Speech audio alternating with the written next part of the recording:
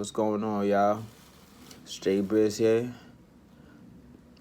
Thanks for viewing my channel. Like and subscribe to my channel. Hit the notification bell for more content. And let's get to it, man. Visit ShouldDrive.com too for how to get money figuratively and literally. That's what the channel is all about. Just get information, as much information as you could. But I want to talk about a situation today about the Tay-K situation.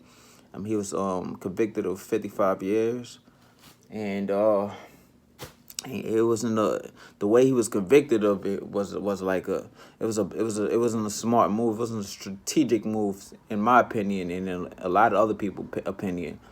So what he basically did was the prosecution in the beginning. The prosecution offered him some time. For example, I think it was about 20 years or something. It could have been 20 years, but they offered him 20 years. Say it's 20 years. I'm not too sure of what exactly the amount is, but they offered him 20 years, and he didn't take it. So when the trial is, and he was charged with, they charged him with murder. That was the biggest crime of them all. So yeah, they charged him with murder. So in the end, long story short, in the end, he tried to plead guilty to robbery, but his argument was like, I'm not responsible for the murder though. That's a tough situation to try to convince the court that you robbed somebody, but you did the murder. The murder has nothing to do with you. Therefore, you shouldn't be charged with the murder. So that's my story behind that. That's one thing I just disagree with that he did. He should have stood on whatever he believed in. You know what I'm saying? Because in the beginning he was trying to beat the case. You know what I'm saying? He was trying to beat the case in the beginning, and he didn't follow his game plan. I thought he had his game plan like, yo, I'm pleading not guilty. I want to see what the verdict is, Even though a lot of my peers pled guilty, I'm going to plead not guilty. I'm stand on what I believe in, and I'm going to just plead not guilty. So what happened with him was he went through trial. You know what I'm saying? He denied the plea. He said, nah, I'm not taking that. And then he went through the whole trial proceedings. So after he went through the whole trial proceedings, it's more like that deal that they offered him is now off the table.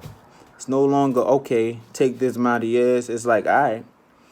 So now, in the end, he says he pleads guilty to a crime. He pleads guilty to, robbery, like I said. And he said, yo, I'm not responsible for killing the person.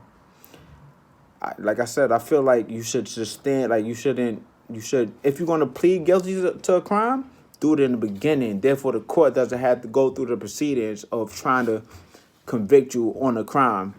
You know what I'm saying? So for you to say not take the plea deal and then wait along the lines at the end and then you say you did something, first off, it goes hand in hand. If you're going to plead the aggravated robbery and then say, I wasn't responsible for the murder, that's going to be a tough argument to argue for the prosecution. That's going to be an easy argument for the prosecution to win. Like, you know what I'm saying? If you rob somebody and it led to the murder, a lot of the times, in most situations, you're going to get convicted for murder, So that's the situation behind that.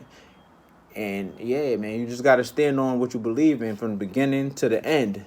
You can't do the beginning, you stand on what you believe in, and then going towards the end, you change it up, because you're going to get more time or you're going to mess up. But what I want to share with you guys is a video from like Boosie, and he basically reiterated the same thing I'm stating about, yo, just stand on it, man. Like, just say you ain't do it, go straight through. He talked about how the case is something called a Rigoro case, which is a long, lengthy case, you know what I'm saying? And when there's too much time on the table, it's more like, yo, you gotta try to beat it, you know what I'm saying? He was gonna try to beat it, you know what I'm saying? He spoke he spoke in a way where he wasn't saying, yo, TK fucked up. He was just speaking on himself, and he did a great job on articulating himself on how he would handle the situation without speaking on TK like directly on his situation directly. You know what I'm saying? So I'm gonna post that video right now, and you guys check it out, man. Cause for real, yeah. All right, y'all. But you know, anything you do on social media, they gonna use it against you in court. That's their tool. That's their tool to work with. How'd you feel But when I you don't heard think about Tay? TK got convicted because of the song. Well, that I mean, not because of the song, but that was part of it. I don't think he got convicted because of the song. I think, you know, he had too many people involved in that case. That's what I think. He had too many people involved in that case. But you know what I'm saying? I wouldn't. First of all,